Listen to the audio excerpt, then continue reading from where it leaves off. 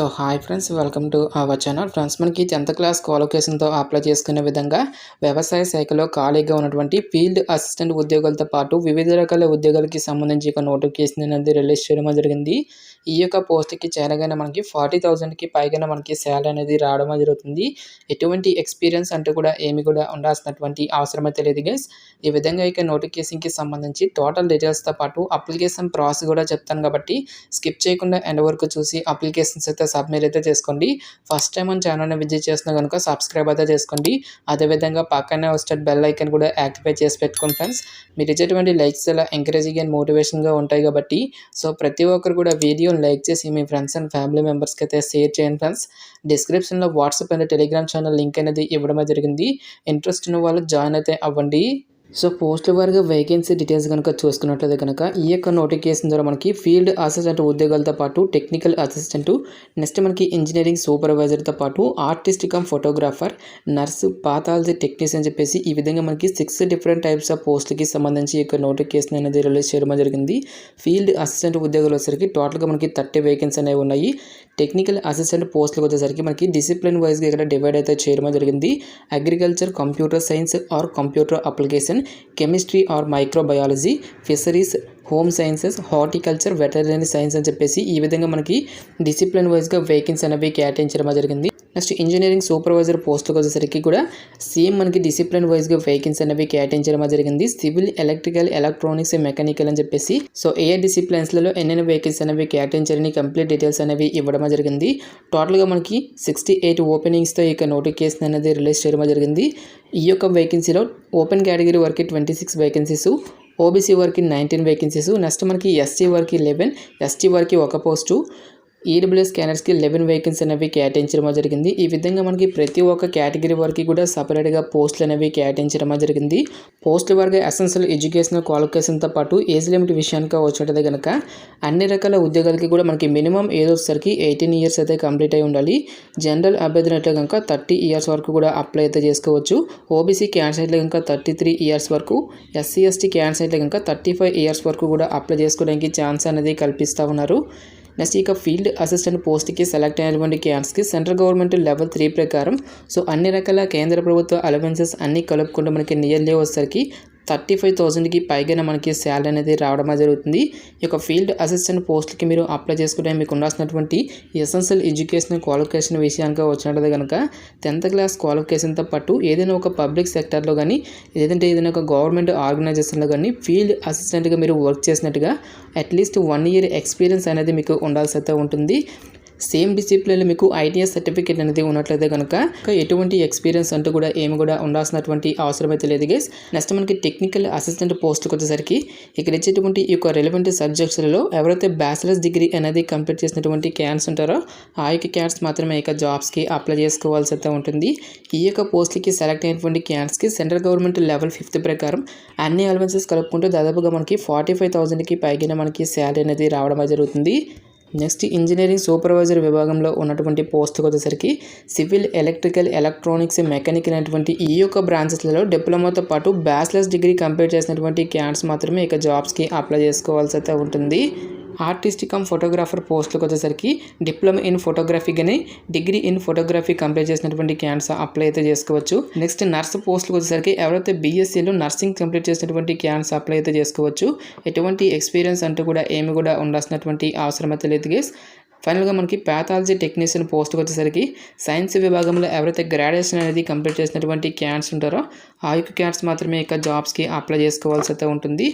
దీంతో పాటుగా ప్యాథాలజీ టెక్నీషియన్కి సంబంధించి సర్టిఫికేట్ కానీ లేదంటే డిప్లొమాలో ఏదైనా కోర్స్ చేసి ఉండాలని చెప్పేసి ఇక్కడ మనకి జాబ్ డీటెయిల్స్లోనే క్లియర్గా ఇవ్వడం జరిగింది. నెక్స్ట్ ఈ యొక్క పోస్టులకి సంబంధించి సెలక్షన్ ప్రాసెస్ అనేది ఏ విధంగా ఉంటుందని చూసుకున్నట్టయితే కనుక కేవలం మనకి ఒకే ఒక రిటర్న్ టెస్ట్ ద్వారా ఇక సెలక్షన్ అనేది కంప్లీట్ అయితే చేయడం జరుగుతుంది. ఎటువంటి ఇంటర్వ్యూస్ కానీ ఎటువంటి స్కిల్ టెస్ట్ లాంటి కూడా ఏమి కూడా కండక్ట్ అయితే చేయరు గైస్. ఓన్లీ ఒక రిటర్న్ ఎగ్జామినేషన్లో వచ్చేటువంటి మార్కుల్ని పరిగణలోకి తీసుకొని అభ్యర్థులను అయితే షార్ట్ లిస్ట్ అయితే చేయడం జరుగుతుంది. ఫస్ట్ ఆఫ్ ఆల్ మనకి ఫీల్డ్ అసిస్టెంట్ పోస్టులకి సంబంధించి ఎగ్జామినేషన్ ప్యాటర్న్ విషయానికి వచ్చినట్టయితే కనుక అథమెటిక్ అండ్ లాంగ్వేజ్ టెస్ట్ అనేటువంటి ఈ యొక్క టాపిక్స్ నుంచి 100 మల్టిపుల్ చాయిస్ క్వశ్చన్స్ అనేవి అడగడం అనేది జరుగుతుంది. నెక్స్ట్ మనకి general knowledge, general agriculture, computer efficiency అని చెప్పేసి ఈ విధంగా మనకి ఈ యొక్క రిలవెంట్ టాపిక్స్ నుంచి మనకి క్వశ్చన్స్ అనేవి అడగడం అనేది జరుగుతుంది. టోటల్గా మనకి 300 మార్క్స్కి ఈ ఎగ్జామినేషన్ అనేది కండక్ట్ అయితే చేయడం జరుగుతుంది గైస్. ఓన్లీ 10th క్లాస్ లెవెల్లోనే మనకి ఈ యొక్క క్వశ్చన్స్ అనేవి రావడం అనేది జరుగుతుంది. నెక్స్ట్ టెక్నికల్ అసిస్టెంట్ పోస్టులకి సంబంధించి సిలబస్ విషయానికి వచ్చినట్టు కనుక ఫస్ట్ పార్ట్ వచ్చేసరికి మనకి సబ్జెక్ట్ మ్యాటర్ నుంచి 100 మల్టిపుల్ చాయిస్ క్వశ్చన్స్ అనేవి అడగడం అనేది జరుగుతుంది. సో మరి ఏ విభాగంలో డిప్లొమా ఆర్ డిగ్రీ అనేది కంప్లీట్ చేసి ఉంటారో ఆ రెలవెంట్ బ్రాంచెస్ నుంచి రిలేటెడ్గా మనకి క్వశ్చన్స్ అనేవి అడగడం అనేది జరుగుతుంది. సో మిగిలినటువంటి ఒక 3 టాపిక్స్ అనేవి ప్రతి ఒక్క పోస్ట్కి కూడా మనకి కామన్గా అయితే ఉంటాయి గైస్. నెక్స్ట్ ఇక్కడ మనకి ఇంజనీరింగ్ సూపర్వైజర్ పోస్టులు కూడా ఫస్ట్ పార్ట్ వచ్చేసరికి మనకి సబ్జెక్ట్ మ్యాటర్ నుంచి 100 మల్టిపుల్ చాయిస్ క్వశ్చన్స్ అనేవి అడగడం అనేది జరుగుతుంది. మిగిలినటువంటి ఒక 3 టాపిక్స్ అనేవి ప్రతి ఒక్క పోస్ట్కి కూడా మనకి కామన్గా అయితే ఉండడం అయితే చూడొచ్చు గైస్. ఈ విధంగా మనకి ప్రతి ఒక్క పోస్ట్కి సంబంధించిన డీటెయిల్స్ సిలబస్ అనేది కూడా మనకి ఇక్కడ క్లియర్గా మెన్షన్ చేయడం జరిగింది.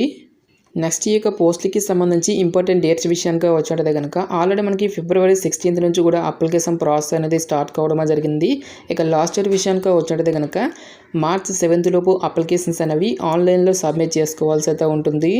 ఈ విధంగా మీరు ఆన్లైన్లో అప్లికేషన్స్ అనేవి సబ్మిట్ చేసిన తర్వాత ఆ యొక్క హార్డ్ కాపీస్ అన్నిటిని కూడా మీరు ప్రింట్అవుట్ అయితే తీసుకోవాల్సి అయితే ఉంటుంది.